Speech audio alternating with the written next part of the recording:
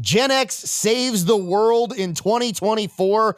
I'm Kavan Bordelon. This is Implicit Bias post-2024 election from a somewhat rowdy and raucous Mr. Lester Steakhouse top secret podcast lair located somewhere in downtown Lafayette, Louisiana. We have a full TSPL for you. And by the way, if you want to see some really fun stuff, if you want to have a great meal and you want $10 pours of some of the greatest whiskeys and bourbons you're going to get, go to Mr. Lester Steakhouse. They can walk you through a menu. They've got all their best stuff, and Chef Willie will absolutely take care of you. Get a hotel room because you're going to want a nap when you're done eating at Mr. Lester's. Something very, very special. So I said Gen X saves the world, and here's why.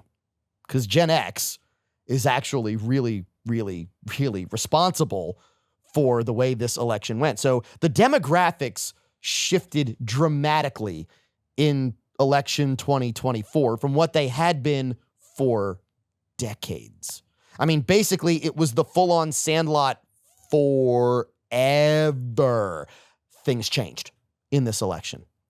What we know is that African-American men, black men, shifted to the somewhere around 23 to 25% voted for Donald Trump, which is unheard of in Republican elections.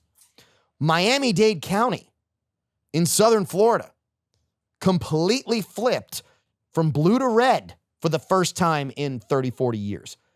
Go look at the electoral map of the counties in California. Trump didn't win it. But if you look at the counties that he flipped, it was massive.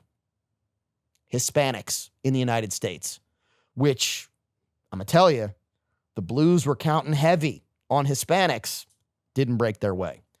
Curious to those here in the Top Secret podcast lair, what was your most shocking shift of 2024? I mean, I want to tell you it's the youth, but when you look at the racial demographics, it's very impressive. But, I mean, the people that turned out and said, I'm tired of this, I'm done with this, and we need a change, and this is the change. You have a lot of people that voted that voting for Biden was the first time that ever voted. And then here we are later, and they're like, okay, I made a mistake. And they went back and they said, let's try to fix this.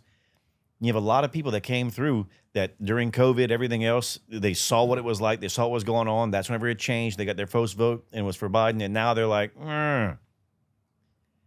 The Hispanic vote was massive. And I think the left was definitely counting on that to be in their favor because they're trying to push that rhetoric like, look, all of a sudden your mom and them are getting deported. That's not the case. That's not how this works. Everything takes time. There's a process, and there's a due process to protect your rights as individuals. Yeah.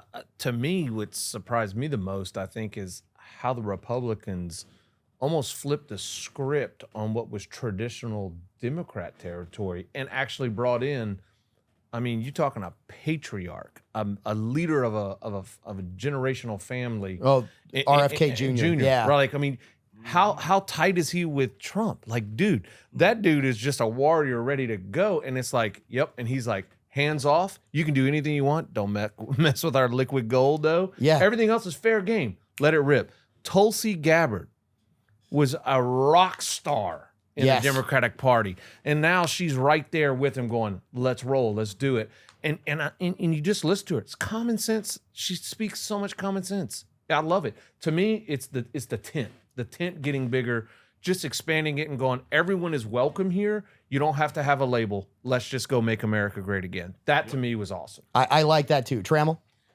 So what I really experienced the last few weeks is in some of the businesses I have now, I mean, I'm not nothing wrong with this. I'm working with a lot of younger black men and black women, and they experienced back in the Trump administration, they were getting overtime. They were getting great checks. And, and then when I was speaking to them the last few weeks, I don't really like to talk politics, but this kind of like putting a little sample out there, just kind of feeding what are you kind of thinking? And, they want bigger checks. They want overtime again. And when we went into this Biden economy, what is it? Bidenomics, baby. Bidenomics. you're getting inflation where there's, like I said earlier, you're spending so much at the grocery stores. It's almost like a tax basically on them. Oh no, it is a tax. Yep. I mean, inflation is the worst tax that a Yep. government can Yep. give its people. And I think throughout the country, these people said, I want to go back to what we were doing back in 2020 with Trump. You know, back 2016 to 2020 before COVID. I want those big checks again. And the proof was in what his actions, not what he said. Like a lot of Right. people get upset at what he says, and I'm like, you can get upset at what he says, but just look at what it was. What is your paycheck? How good was gas?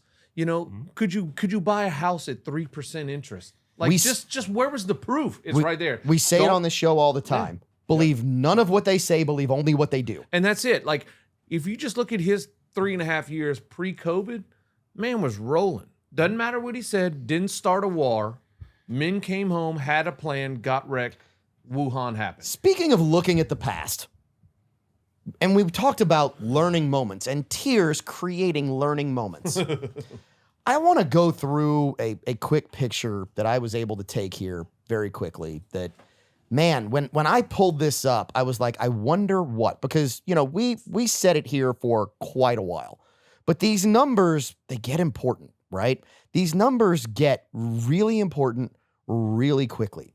So as we start to look at the results from, let's see, the last 6, 7, 8 presidential elections, let's go back just 5 or 6. Are we talking total vote numbers? We're talking total vote numbers, Love where you're going. and we are talking distribution. Where did they go? Right? Oh, what do you I mean, mean? I love what do you you're mean, talking where about, did they but go? where did 22 millions go? Okay. Sorry, so- go with it. So let's start here, and I'm glad you gave me a second to vamp I right know, there I and saw- actually find my picture Go over because here, it went away. right finger scrolling. Here like, we go. with it. Okay, so in 2004, there were a total of 121 million and change votes cast. In 2008, anybody remember who ran first in 2008? Romney Obama? Correct. Yep. 129 million. I'm sorry, that votes. was McCain Obama. It was McCain sorry, Obama. Obama. Let me Correct. correct myself. Sorry. Yeah. But it was 129 million votes. Obama being the one that was important there push. Yeah. for this reason because he was a very popular candidate. Well, he was a different candidate, and Yeah. he Yeah. brought people to the table, right? So the vote count went up. But interesting, in 2012, the vote count came down, but not by much. 126 million votes. Okay. 2016, Ooh, big orange man. 128 million votes. Same Numbers came number. back up. So Oh, what yeah, we back see, barely. what we see are numbers within 5% of each other Yeah, every year. a certain realm. But you know, it's like So wait, hold on. Let me give you a number, another sorry. number. Next election, 129 million. 120. So we're consistent. We're consistently growing yeah, the number. yeah. in 2016. Okay. Nope. No, I already gave you 2016. I just gave you 2024. Oh, did you skip me a year? I skipped a year. Could you please come back to the year? That's when to- there was supposed 2020. record turnout. Could you give me the votes in the So- mail-in ballot, please? So what we know is we are told by everyone everywhere that in 2024 we have record turnout. Yep.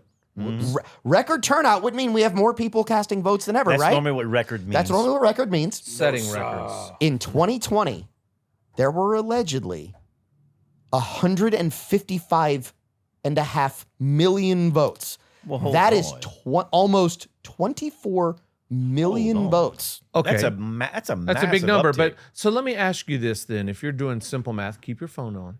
Yeah, no, I'm okay. Go ahead. Okay. How many did one party get in 2020? Okay, And then so- again, and then again this year. I can- Did we see an uptick and a hold? now, did they We just saw so in, No. Did in we see 2016 an and uptick and a hold? 2024. We saw an uptick and a hold on one party. In 2016, 2024, Democrats had almost the exact same amount of votes.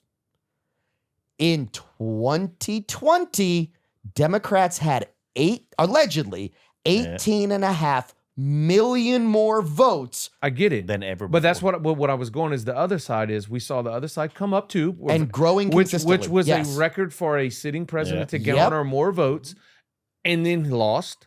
And we're seeing And then the first time in 120 years, a man has run again third time and won a Yep. seat, made history. And what did he do? Hold set on the same exact vote number. Maybe a little more, maybe a little less off my numbers. I don't know. But he topped 70 million votes 2 times back to back. at this recording, they expect he's going to be about 71 million, which Okay, is about cool. what he had Yep. before. Which is good. Hold set. It's right? good. Hold set. Where did the other side go back down to? About 65 million.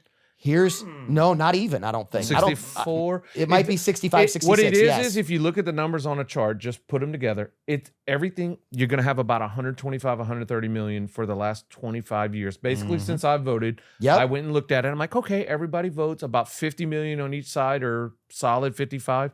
You're trying to convince 12 to 14 million voting populace without being in the grave or mailing them in. But that here, are real well, people. and here, this is what I love It's about wild. learning. This is what I love about learning, because some people, oh Walker, we're gonna go a little long on this segment. Some people are starting to learn because they're asking questions. The question is, what happened to the 18.5 million votes that we had for Joe Biden? And let's remember what we were told. We were told, oh, everybody hates Donald Trump enough that we got all these extra voters. So wait a minute, now they don't hate him anymore? I mean, they've had 4 more years to vilify him. They don't hate him anymore? But wait, look, how many of those voting boxes in 2020 had cameras, and we proved that they had stuffing? Yep. That we had the Oh, mules. so wait, with the video we multiple had all times. that. Wait, so How many Ritter, do we have so any you're- videos this year of stuffing? No, we actually had somebody burn them in Oregon. So you're Yeah, telling me, two ballot boxes. so you're telling me that maybe that 18.5 million alleged votes Fabricated? didn't really exist? I don't know that for a fact. I can't tell you, but I know that the numbers reported showed 18 million in 2020, and this year is 64. So We'll come back Where are we with- at on the difference? It's a big question. Ponder it. Talk amongst yourselves. Get a little verklempt, and we'll come back with more implicit bias.